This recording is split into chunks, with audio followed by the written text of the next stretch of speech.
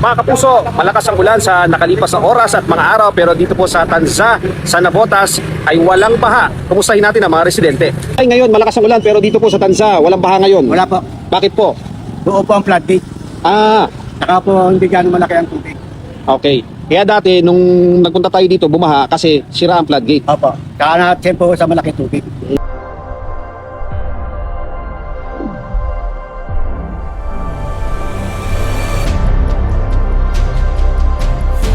So what's up sa inyo mga bossing, muli nagbabalik RMG News TV. Ayan, so nakikita nyo po sa ating screen ngayon, wala pong halong kalokohan, walang halong pamimeke, purong natural po, walang halong chemical. So ano nga ba itong pinapakita natin mga bossing? Ito lamang po ang isa sa magandang balita ngayon, no? Bakit ka ako nasabi? Dahil po wala pong naitalang pagbaha dito sa lugar po ng Navotas, no? So, bakit ko nasabing sa Navotas to mga bossing? So, nakita po natin yung post na to kay Congressman Toby Chanco. So, ayan po. Ayan, kung nakikita nyo sa screen, Navotas flood control.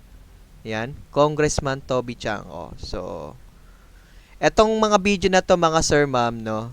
Ating mga kababayan, pinadala po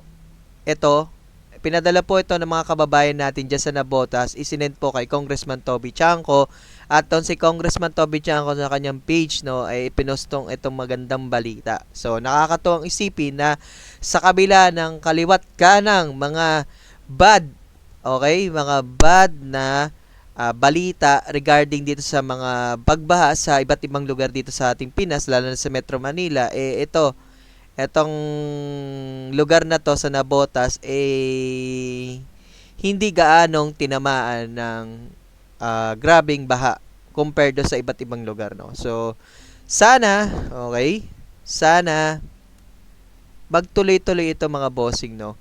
At sana maging inspirasyon din ito ng iba't ibang lalawigan dito sa Metro Manila.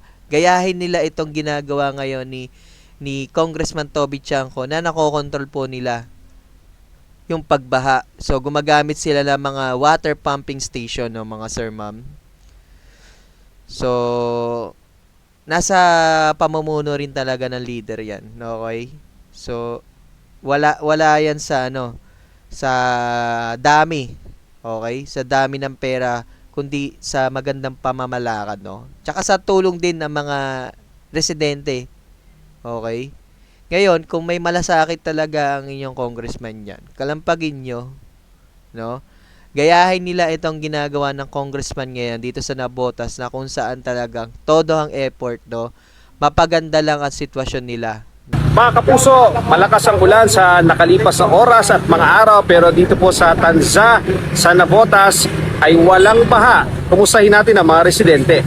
Ay ngayon malakas ang ulan pero dito po sa Tanza walang baha ngayon. Wala po. Bakit po? Buo po ang floodgate. Ah, Saka po hindi gano'ng malaki ang tubig. okay. Kaya dati nung nagpunta tayo dito bumaha kasi sira ang floodgate. Opo. Saka na po sa malaki tubig. Tapos panay ulan. Sige ho, salamat tay. Opo. Thank you po. Ayan mga sir ma'am, kung nakikita nyo po, dati daw po binabaha itong lugar ng Tanza Navotas, pero ngayon nakikita nyo mga bossing, itong barko na nakikita nyo sa image, ayan, hindi na po yan binabaha. So ganun po ka-epektibo po ang ginagawa ngayon ng public service dito sa lugar ng Navotas. So yan po ang resulta pag maganda yung pamamalakad, okay, ng namumuno dito sa kanilang lugar, no. Nakaka-inspire mga bossing, no. Sana gayahin talaga ng ibang lugar dito sa ating Metro Manila. Hindi lang sa Metro Manila, maging sa buong bansa, no. Na hindi dapat kinokorrupt ang pera or nagagamit sa tamang paraan ang pondo ng taong bayan. So, yun lang mga bossing. Kung nagustuhan na itong video, muli, inimbitahan ko yung mag-subscribe. Ayan, no? Mag-subscribe, follow, like, and share dito sa ating FB page, sa YouTube channel, walang iba, RMG News TV lang. So, yun lang mga bossing. Sana nagustuhan nyo. Have a nice day and peace, yo.